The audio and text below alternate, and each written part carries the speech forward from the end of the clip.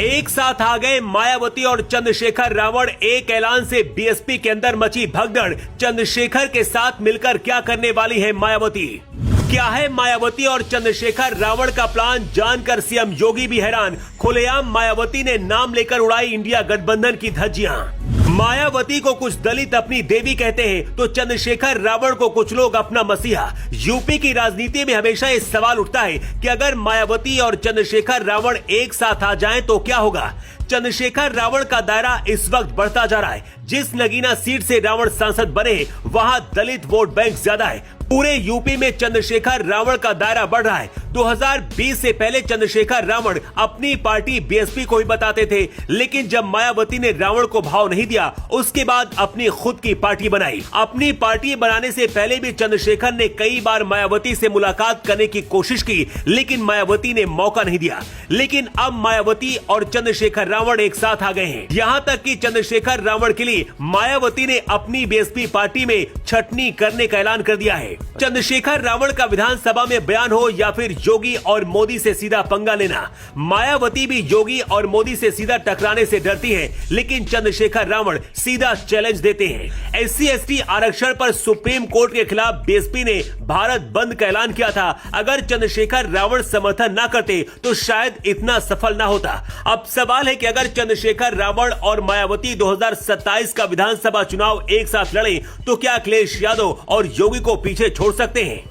हम ऐसा क्यों कह रहे हैं, इसकी वजह भी आपको बताते हैं। मायावती ने बहुत ही बड़ा ऐलान कर दिया है। एक्स पर ट्वीट करते हुए मायावती ने कहा है कि सुप्रीम कोर्ट के SC/ST आरक्षण में जो बदलाव किया गया है क्रीमी लेयर को लेकर, उनकी पार्टी में जो नेता इसका समर्थन करते हैं या वो खुद पार्टी छोड़कर चले जाएं, नहीं तो बीएसपी में उनके लिए कोई जगह नहीं है। इससे ऐसा लगता है कि मायावती भी अब चंद्रशेखर रावण को सपोर्ट कर रही हैं। मायावती के अब इस ट्वीट को देखिए जिसमें लिखा है, कर्नाटक, तेलंगाना, आंध्र प्रदेश और तमिलनाडु में SC/ST को बांटने की रणनीति अपनाई जा रही है। इंडिया गठबंधन इस रणनीति में कामयाब नहीं होगा। इसमें सबसे अहम बात यह है कि मायावती ने बीजेपी शासित राज्यों का नाम नहीं लिया है, जबकि सीधे तौर पर गैर बीजेपी राज्यों पर निशाना साधा है। जबकि चंद्रशेखर रावण खुलकर योगी मोदी के खिलाफ बोल रहे हैं।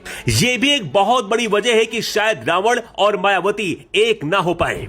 आंकड़े देखें तो मायावती की पार्टी बीएसपी का वोट बैंक बिखरता नजर आ रहा है। साल 2019 के लोकसभा चुनाव में बीएसपी को 19.43% वोट मिले थे और पार्टी ने 10 सीटों पर जीत दर्ज की थी। लेकिन उसके बाद 2022 के विधानसभा चुनाव में बीएसपी पार्टी का वोट प्रतिशत घटकर 12.88% रह गया और पार्टी महज एक सीट पर ही जीत दर्ज कर पाई है। इस बार के लोकसभा चुनाव में मायावती की पार्टी बीएसपी को सिर्फ 9.39% वोट मिले हैं और बीएसपी खाता तक नहीं खोल पाई। जबकि चंद्रशेखर रावण की आजाद समाज पार्टी को एक सीट पर जीत मिली है, जिसमें चंद्रशेखर रावण खुद नगीना से सांसद बनकर लोकसभा पहुंचे हैं।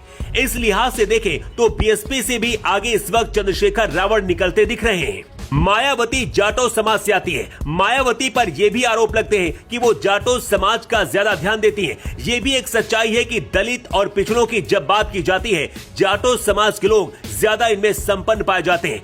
सुप्रीम कोर्ट ने जो क्रीमी लेयर वाला फैसला दिया है उसका मायावती और चंद्रशेखर रावण दोनों मिलकर विरोध करें, लेकिन गैर जाटो दलित जिनको आगे नहीं लाया जा रहा है वो इसका समर्थन कर रहे हैं ताकि सभी SC/ST समाज से आने वाले लोगों को मौका मिल सके। इस खबर को देखने के बाद कुछ लोग सवाल उठा सकते हैं, लेकिन सच्चाई को नहीं बदला जा सकता है। मायावती 4 बार यूपी की मुख्यमंत्री रही क्योंकि अपने समाज को अपने साथ लेकर चलती थी, लेकिन 2012 के बाद से बीएसपी के अंदर कई बड़े बदलाव हुए। ऐसे भी आरोप लगते हैं कि गैर जाटो लोगों को बीएसपी में सम्मान नहीं मिलता। धीरे धीरे गैर जाटो नेताओं ने किनारा कर लिया। इनमें बाबू सिंह कुशवाहा, दद्दू प्रसाद से लेकर ओम प्रकाश राजभर तक शामिल हैं, जो बीएसपी से अलग हुए और इसके बाद मायावती की पार्टी अंत की तरफ बढ़ती गई। दलित समाज के अंदर ही अब ये मांग उठ रही है कि रावण को यूपी का मुख्यमंत्री बनाया जाए, जबकि मायावती को चाहने वाले लोग ऐसा नहीं चाहेंगे। ये तभी संभव हो सकता है जब मायावती खुद अपनी विरासत रावण को दे दे।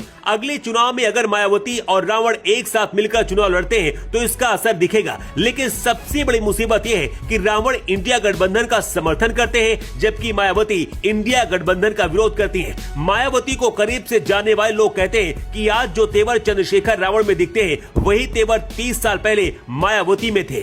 वैसे आपकी राय क्या है? क्या मायावती और चंद्रशेखर रावण को एक साथ मिलकर चुनाव लड़ना चाहिए? अपनी राय कमेंट करके आप जरूर दें।